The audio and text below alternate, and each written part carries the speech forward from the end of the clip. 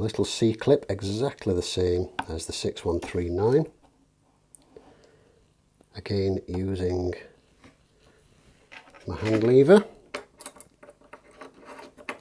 These must be fitted with the flat surface uppermost and the curved surface down. Sometimes they're fitted the wrong way around, and they are an absolute bear to remove if they are fitted upside down, because you have no chamfer to actually feed your prying tool, as it were, underneath. So you can see there you've got a completely flat surface, and you can see there you've got a beveled surface. The beveled surface always goes downward. The day disc quite simply lifts away, and I can already see an obvious tilt on that quick change wheel. So let's just pop that out a second. So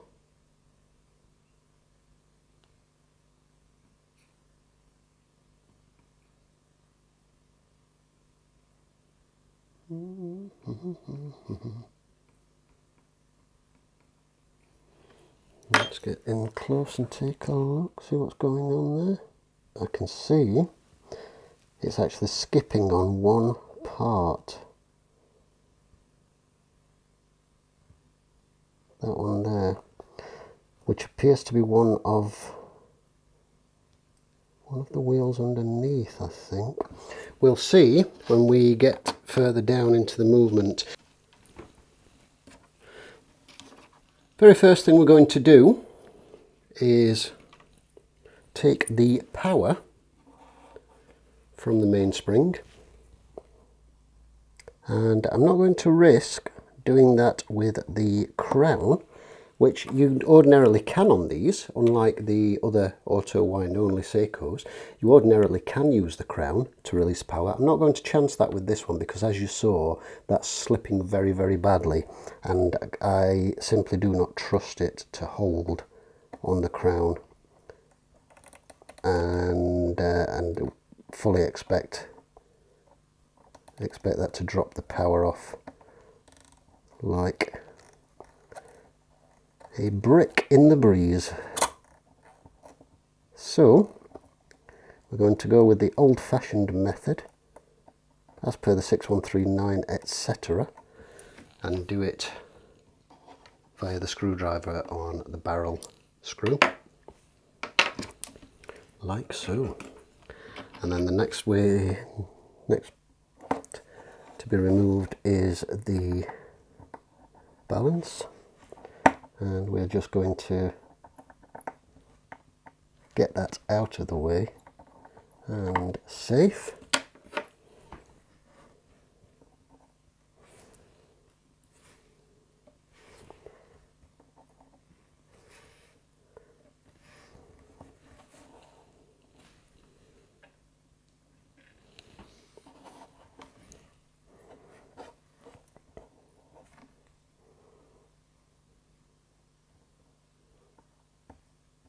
Ordinarily, when lifting a balance cock, I would lift it and twist it around to free the impulse jewel of the balance wheel. On these, with it being a large balance bridge, it's not quite so easy. So something to just hook the balance up and allow you to ease it out. In this case, an old oiler that I use for various poking duties, and will do the trick nicely. And there we have the balance, which I'll flip onto its back like so, and we can pop that aside as far away from anywhere where you will put your hand down on the table like that. Ask me how I know that that's a good idea. With the power off, I'm going to have a quick check of the end shake on the pallets. That looks good. And I want to get some fine pointy tweezers and have a little bit of a poke. Oh, now that's interesting. We have got something very, very loose here, one of the bridges is either not screwed down or has got a broken screw. So I'm going to have to remove the chrono bridge to see what's going on there. The train bridge is either missing a screw, got a broken screw, or simply just isn't screwed down. Okay, so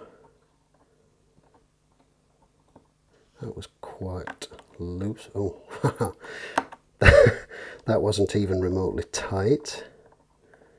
Okay, the good thing is, if this is a pattern that we're going to follow, okay, that one was tightened, but hopefully it just means that the screw underneath is loose and it's not a stripped thread or something similar. So let's remove this. Let's remove these screws. And I'll just lift and remove the chronograph bridge. And that fella there, you can see, is as loose as an incredibly loose thing. And it did tighten up. And that's also loose. I don't think you could see that, but that was as loose as a very, very loose thing. I'm just going to lift this little puppy out of the way because that's a little fine spring and likes to spring places it shouldn't, and that also was ridiculously loose. Wow, that is not going to help anything. Loose screws on the bridge. I'm not referring to starship captains with a mental instability.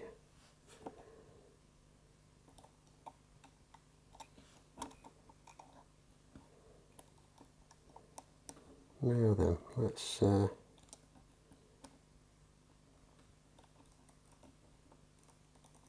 get you back together.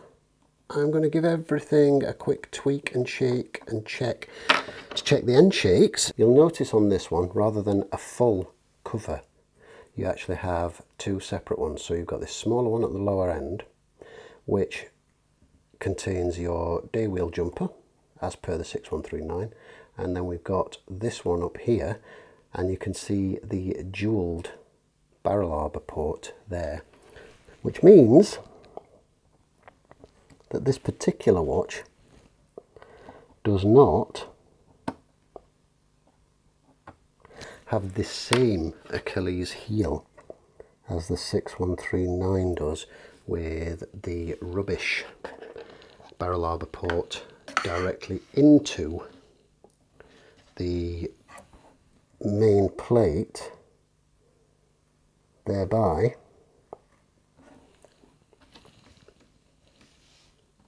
making it wear oval, because the hard steel of the barrel arbor pivot just wears an oval hole in it. The setup is essentially the same kind of thing. It's just that you've got two separate plates rather than one plate.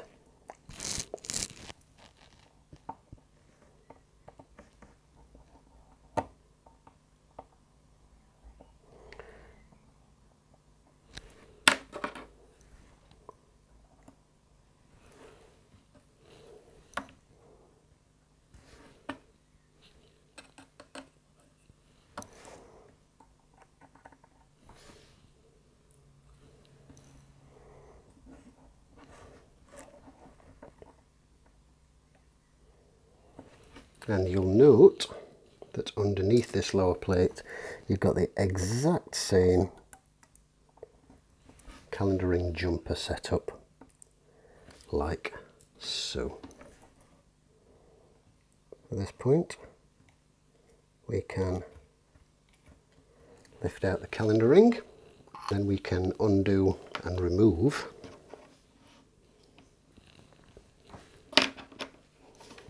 the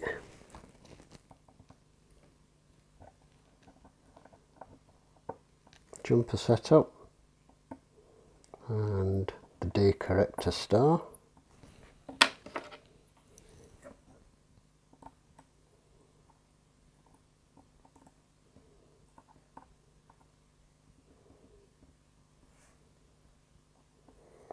Making a note that while these screws have a similar size head, one is shouldered with a deep shoulder, which is for the calendar wheel, and one is not, which is for the day corrector star. You would find out soon enough if you tried putting them back in the wrong location. However, this calendar setup is exactly the same. Apologies, I'm going off the screen there. Exactly the same as the 6139. Precisely the same setup. Nothing unusual, nothing to take you by surprise. And down under here, now this is removed, you can just see the heart for the hour recording wheel and the driving wheel for the heart, which is driven from a gear on the lower side of the mainspring barrel. So the mainspring barrel is unique to this movement compared to the 6139, etc. And that's pretty much the same for all chronographs with an hour recording feature. You can just see underneath here you've got some springs and bits and pieces, and these are all the bits that actuate and reset the hour recording wheel. And this plate for the hour recording wheel setup can actually be removed as a whole cassette, as it were, with the calendar works in place. You've got these 3 screws here to access it. I personally don't recommend leaving the calendar works in place if you're removing it, because it makes it surprisingly fiddly to put it back on, because you've got a small pivot here, you've got a small pivot here, here even, and then you've got obviously the pivot here, and you've got to kind of try and align that and sit it all on with the calendar works in place. It's surprisingly tricky. I really personally wouldn't recommend doing that. If you have to take this off, it's just easier all round to remove the calendar works plate. That screw is loose. Everything is loose on this movement so far. I guess you could say it's better than everything being over tight. Oh, crazy. That's ridiculous. That's like a full turn loose. I've just tightened that a full turn. That's absolutely insane. It's so loose, it's not even funny. Let me see if this one is as well. It is. Look at that. I mean, I've not even touched this screw yet. Look at that. And that's at least a quarter, if not a half turn loose. Let's see how much I can tighten that from where it was. It was about there. Oops. Yeah, it's about half turn loose. Absolutely crazy. So that first screw was almost a full turn loose. The second one was probably about half turn loose, and this one as well. That's 3 securing screws that secure this plate over the front chronograph parts. All of them way too loose. Crazy stuff. The good news is everything looks pretty clean, which is nice to see. So that's the back of the plate. Relatively plain, nothing much to see here. Move along, please. Sorry, no. Nothing much to see here, as you can see. And as you can see, it looks fairly clean. It's kind of nice to see that. Hello, what's this here? Something has dropped off. Where did you come from? Now that's not a screw, that's actually a post that's come adrift from somewhere. So I need to find out where that came from and replace it. So there's the hour recording wheel. This is the spring that acts as the brake. That's the brake there. Again, if you watch the UFO video, you will have seen all these bits. So that bit's the brake, that bit's the spring. This is the part that I had to, no it's not, it's this part that I had to replace on the UFO, this part down here. And I have a bullhead, funnily enough, with the exact same problem. So it's quite feasible that it's that part again that needs replacing on the bullhead. This, of course, is the hammer which resets against the heart of the hour wheel, like so. And this is the barrel This is the lower barrel arbor, which as you can see is wiggling about nice and freely now because the jewel for that is in this plate here. And this thicker section has small teeth on, which drives this wheel for the hour recording. At this point I'm going to take the hour recording wheel out completely and get that out of the way.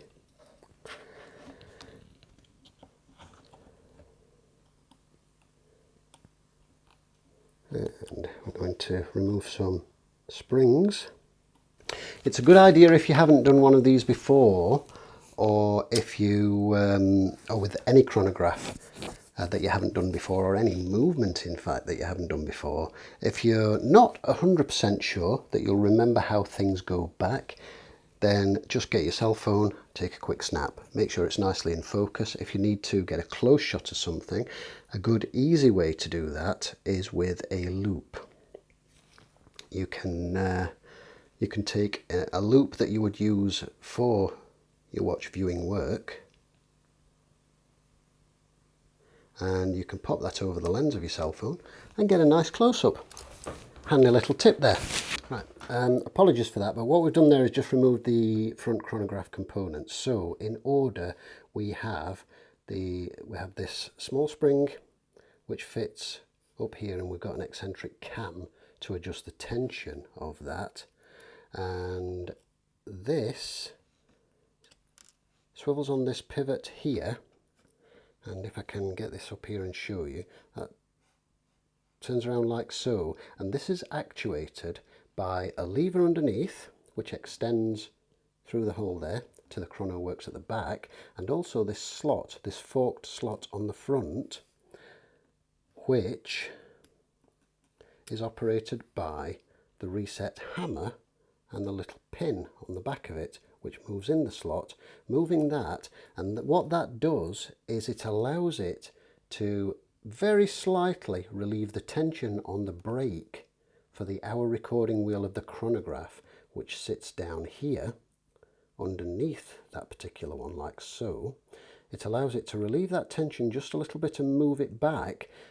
Then the hammer strikes the heart of the chronograph wheel, and down here it goes boop, resets it, and as you release that again, it puts the spring tension back on, and that goes whack, and it holds that hour recording wheel in place, preventing it from being moved around by the mainspring barrel. So if that continues to run with the chronograph not running, then the chances are there's something misaligned or wrong with the brake system or this spring or something similar.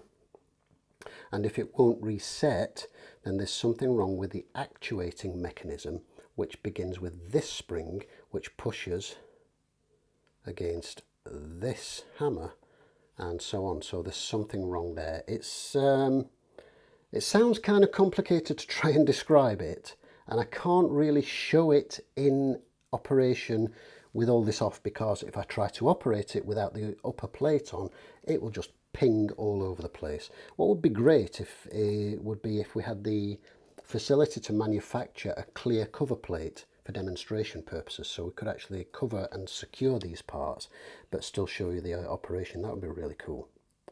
So we've got the intermediate wheel, which is plastic. Thank you, Seiko. I hate plastic wheels, hate them with a passion. Why they do it, I don't know. And we've got obviously the date change wheels, you will have noticed, were plastic also. Our wheel, now this is all much of a muchness. This is much the same as the 6139 and so on. Minute wheel, cannon pinion,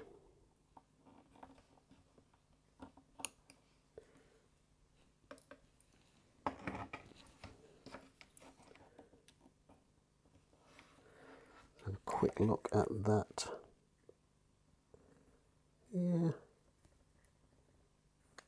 Yeah, the chronograph runner pivot does look okay, thankfully. That's strange. It must have just been a bit of muck or something in the centiseconds chronograph runner. So that's the dial side motion works removed, and that's just leaving the chronograph runner and the second wheel pivot poking through there.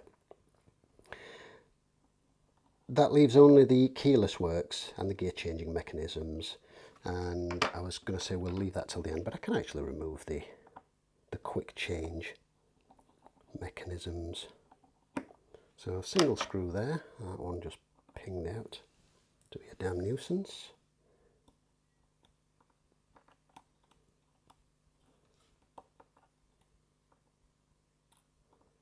And you can see you've got a little guide fork there, like so.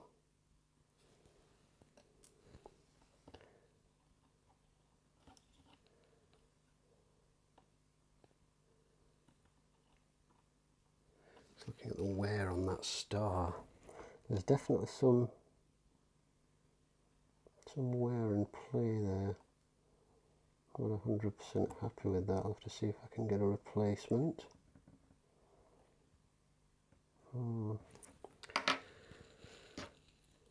And then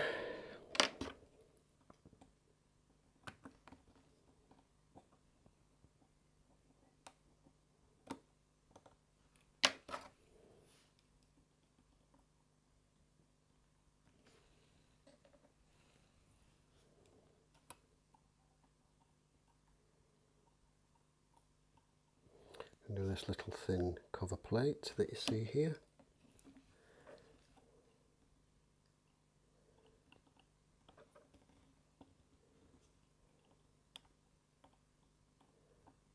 And we can lift this away, and I can take a look at that in a bit more detail shortly. That then just leaves the base keyless works, the yoke, the setting lever and the setting lever spring, as you can see there.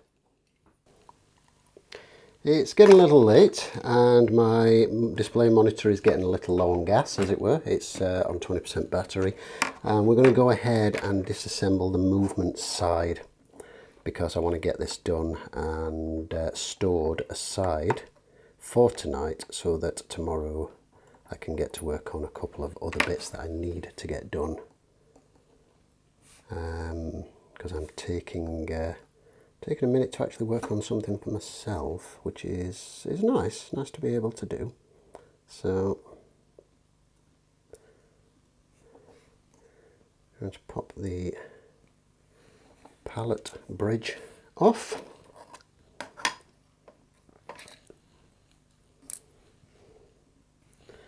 I've already checked the end shake of the pallets and I'm quite happy with that. Pop the pallet fork out and I'm going to have a close inspection under the loop at the pivots, which look good, and the faces of the pallet stones, which a little worn but not too bad. Not too bad. Next thing is the chronograph bridge, which of course we have already removed once. So I'll just remove the tension from the return spring for the hammer.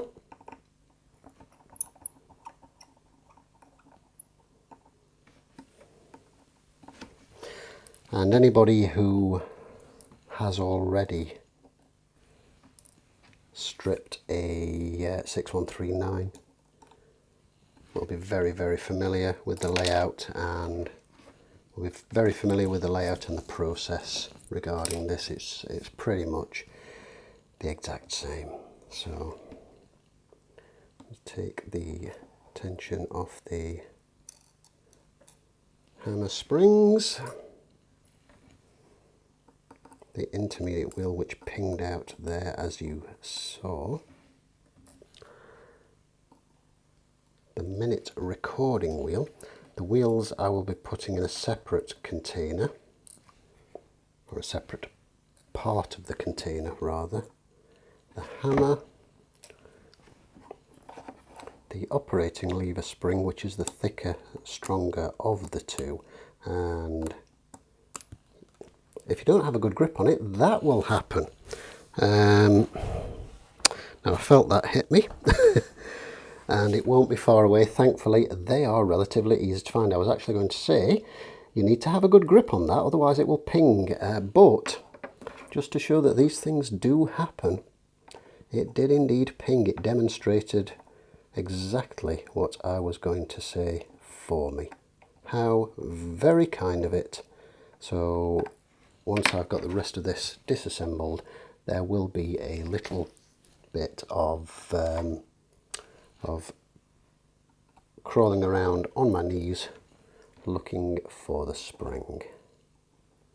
Operating levers, exactly the same as the 6139.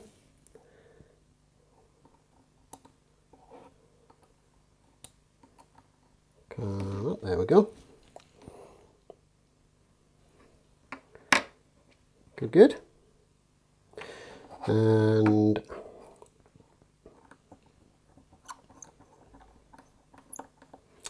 ratchet wheel screw,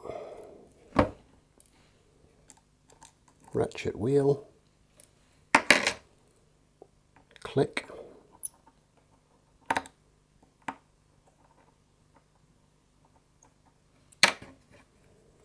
oh, apologies, didn't realise I was off the screen there. Okay, I've just dropped the screw down that little gap there, but I'll grab that momentarily. Let's check the upper arbor there. Very small amount of play, but not enough to be concerned about. Free moving here. That's a little bit sticky, but that will be okay once it's had a clean. Okay.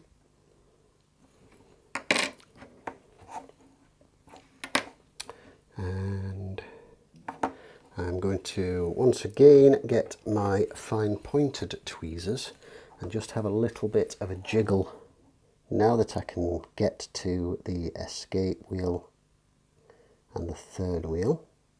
The column or pillar wheel held by one large retaining screw.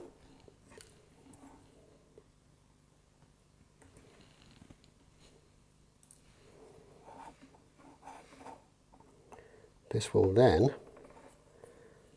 lift away. It's sometimes makes it a little bit easier if you put a screwdriver blade in, try and show you, in here, in this gap, and turn it very, very slightly clockwise. So what you're actually doing is relieving the spring tension. I'll see if I can show you that. It's difficult to show with the camera view straight down, but if you can see there? That's relieving the tension, allows you to lift this clear without it just pinging out at you. This is the column wheel or pillar wheel. And also, very important, always check for this little bugger here, because it will disappear on you if you don't know that it's there. This is a small collar which sits around here. The pillar wheel then sits around that, and it's essentially a bearing that it runs on.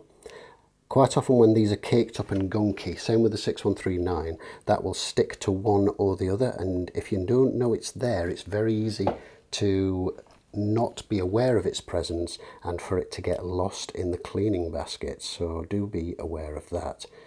The return spring is riveted to the plate, cannot be removed. This little bridge here, which is for the minute recorder intermediate wheel pivot, is held by a small screw and lifts away, giving you access to, he says, if it's going to behave itself, giving you access to the third wheel pivot. These usually just lift straight off without any fuss, but this one is just being awkward. And with that lifted away, you can see a big difference at this particular part to the 6139, and that is that the third wheel pivot is jewelled right there. On the 6139 it is not, it's a metal bushing, and it's the kind of thing that would make such a difference, I think, personally. So that's got us down to the base plate of the 6138. The main difference, of course, being that you've got these intermediate gears here, which allow you to manually wind the movement. So pop the fine tweezers away so I don't pick those up and poke at something and blunt them. It's always good if you can have several pairs of tweezers. It's good to have ones for specific tasks, I find. And it's a personal thing, to be fair, but when tweezers get used a lot, they do get blunted, they get knocked, they get dropped, and it can be very much a nuisance when that happens. So I find that for the fine tip tweezers that I use for hairspring work, they live in a drawer separate to everything, and they get used for that. Occasionally they come out of the drawer if I need to manipulate something very small and awkward, but they don't live with my regular tweezers on the bench. They live in their own little separate compartment out of the way, and then I have one pair of very, very fine tipped tweezers which I use for getting into tight areas, checking end shapes and the like. I tend to keep those on the stand at the back of my bench, and I pull those out when I need to use them, and I try to remember to put them back when I've finished using them, because they are similar in shape to my regular first to grab tweezers here, which do regularly get resharpened and reshaped according to what I need them to do. So we'll lift that away. You can see under there get that in the frame for you. You can see under there the winding parts, and this is where it differs from the 6139. Otherwise the bridge is the same, apart from the third wheel jewel obviously, but these are riveted in place, as you can see. So these are riveted into the plate, cannot be removed, must be lubricated on reassembly. This one here, which can be removed, this one is sandwiched between the two plates. That one's easy to lubricate on reassembly, and there is only the one loose one, so easy to see what's what. This is the winding pinion, which I need to take off and investigate closely to see if there's wear on that. So here I'm just lifting the chronograph runner straight out, and we're going to pop that into the little compartment where all of the wheels go, and I'm going to do the same with the escape wheel. Oops.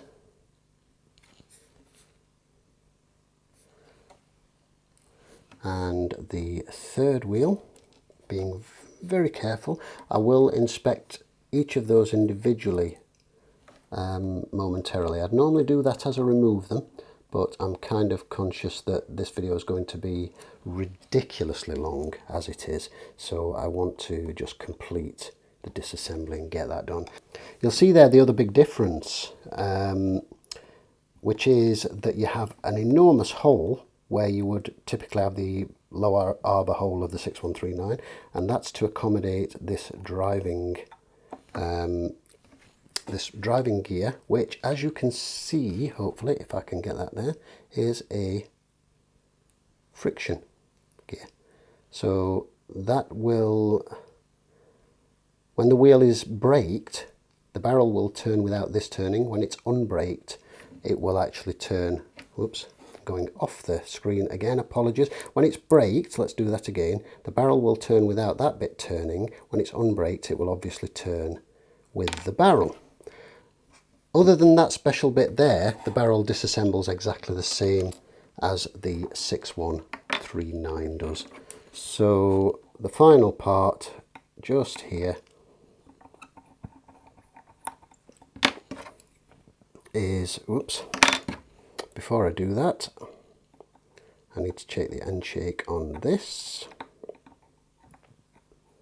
I'll just refasten that, and using these tweezers, because I don't need the fine ones to get in there just now, I just need to get a feel for that, and that feels just fine.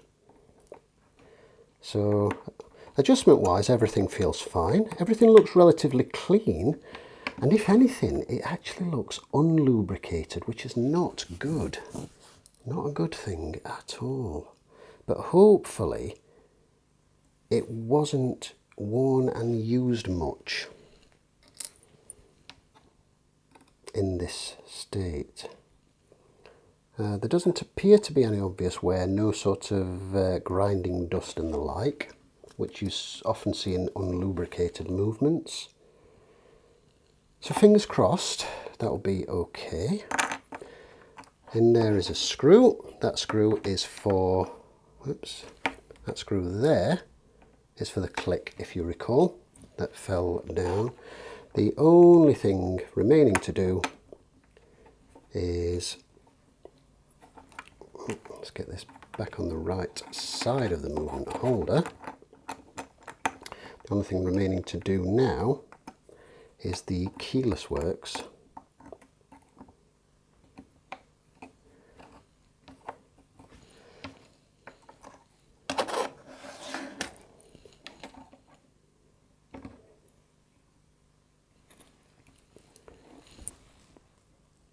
So, one thing to be wary of with this particular movement, there's a little sprung bit there, which you can see, which the spring of which also bears against the yoke that you can see there. So, shouldn't go anywhere, but if you kind of yank the setting lever spring off too hard, or have to lever it off, for example, there is a possibility that you might catch that and have it ping, but you need to be aware that that's there. So 2 screws that hold the setting lever spring in place, that then simply lifts away like so. You then have a standard shepherd's crook type spring rather than your stereotypical Seiko part with its built-in spring. So you need to carefully remove that so that it doesn't ping and disappear. This part here, which looks like a stealth bomber, not that I've ever made that parallel before, but I've just realised it kind of looks like a stealth bomber in top or bottom profile, doesn't it? That just lifts off the post, like so. And then the yoke, likewise, lifts away, and the setting lever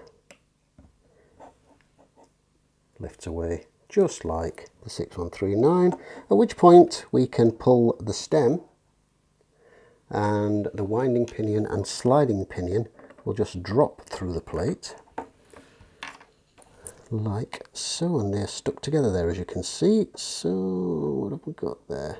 I say I will need to investigate that. I'll have to have a good look at that to see if there's wear, to see if that's why the winding was slipping. The final thing to do, now that those bits are off, as you will see in pretty much all my videos, is the refitting of the balance cock. Once this is back in place, unless it is a non-shock balance, the chaton and end stone are removed. If it's an Inca block type, the spring obviously remains with the balance fastened in. If the spring will seat back in nice and firmly and not go anywhere, then I will put the spring back in and leave it in sometimes. It just depends on the movement and how easy it is. So there we have it. That's the 6138 Kakume, and that's the movement stripped. The 6138 movement, of course, is the same regardless of the model. So whether that was a bullhead, whether that was a panda, whether, you know, it really doesn't matter. It makes absolutely zero difference. the movement is the same. The 6138 is the 6138. They are all exactly the same internally, as are all the 6139s, whether it's a Pogue or whether it's a Blogue or a Nogue or what have you. It doesn't matter a damn. They are all the same movement. Nothing special, nothing unique about the special models, as it were. So there we are. Main plate. All of the bits from the dial side, including the hour wheel, hour recording wheel setup, and all of the bits from the movement side, which is largely the same as a 6139 with a few little subtle differences here and there, but nothing that will particularly throw you too much, nothing that will confuse you too much if you're used to working on 6139s, that I can assure you. The 6138 is a better movement, it's more heavily jewelled, and it does have the hand winding, etc. So that's where we're at. This is now ready for the cleaning machine, but that's going to be put aside for the moment because I have some other bits I need to do. I just wanted to get this one stripped and ready to be cleaned. I will need to find, I'm quite pleased to discover that the only part that's incorrect, as it were, was the automatic winding bridge screw, which was quite a novel bodge, and it was a screw that fit and did the job after all. So, you know, we can say, yeah, that's okay. We'll roll with that. That's not a problem. But thankfully, none of the other screws looked like they were particularly out of place or anything. So that's where we're at. Thank you for watching, and we'll see you in the next video where we put this together.